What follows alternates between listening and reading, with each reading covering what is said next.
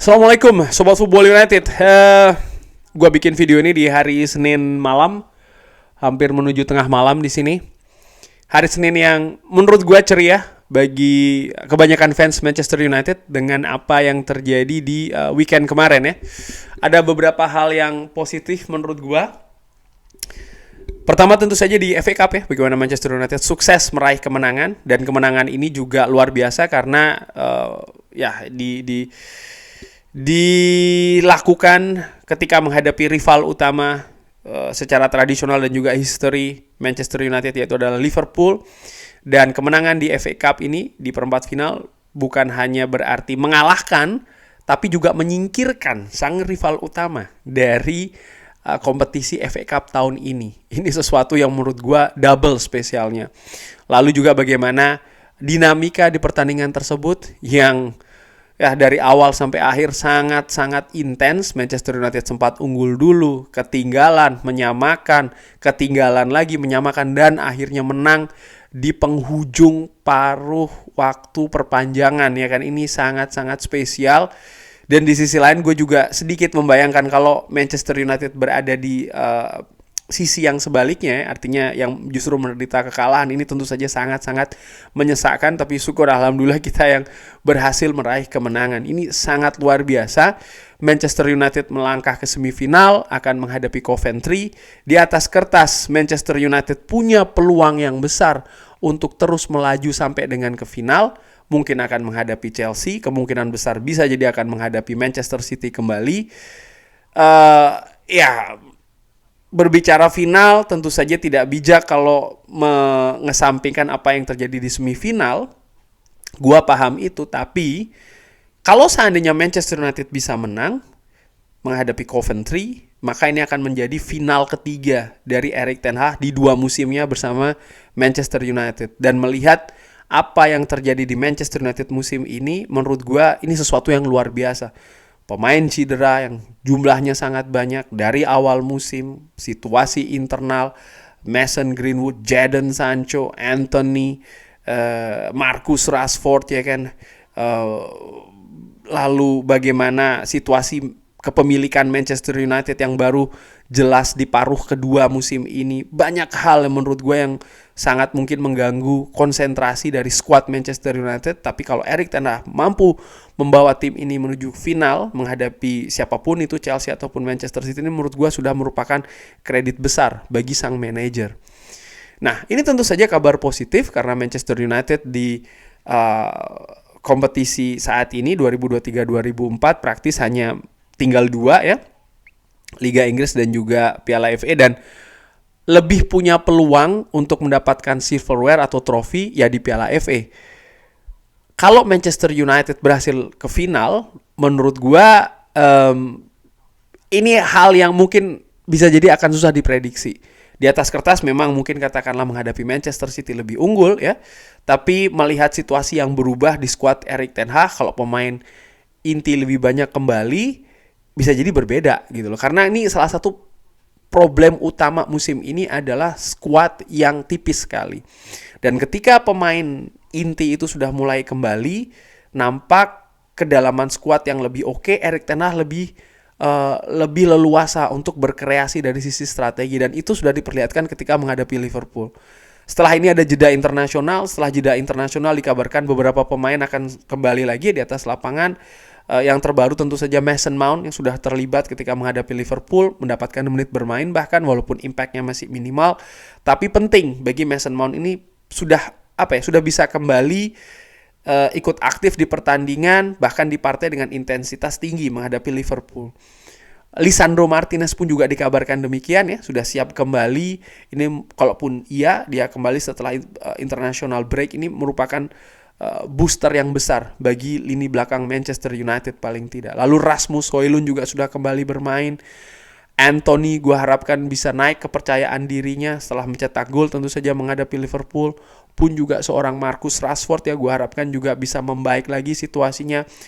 Dia juga mencetak gol ketika menghadapi Liverpool. Dia juga ikut berperan dalam gol pertama Manchester United dan diciptakan oleh Scott McTominay.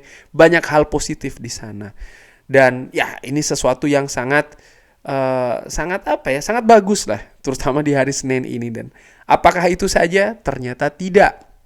Kenapa? Karena di weekend kemarin Manchester United juga mendapatkan suntikan positif berupa kejadian rival-rival di Premier League.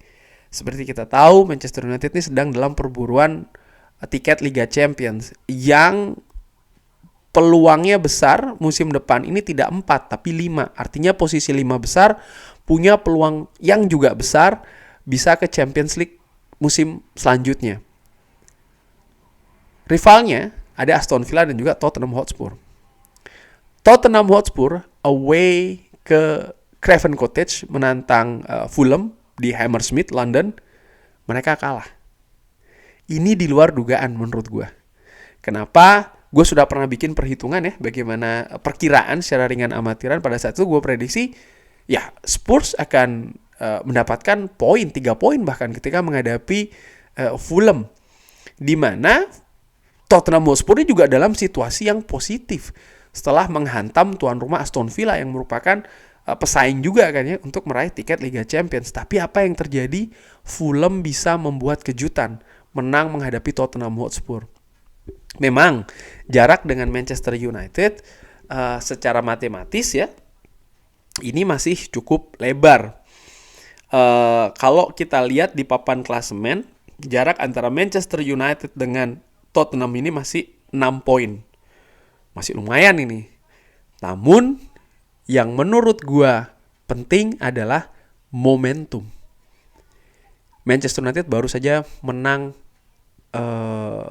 besar menurut gue ya. Artinya besar bukan dengan skor yang besar, tapi bagaimana nilai dari kemenangan tersebut menghadapi Liverpool.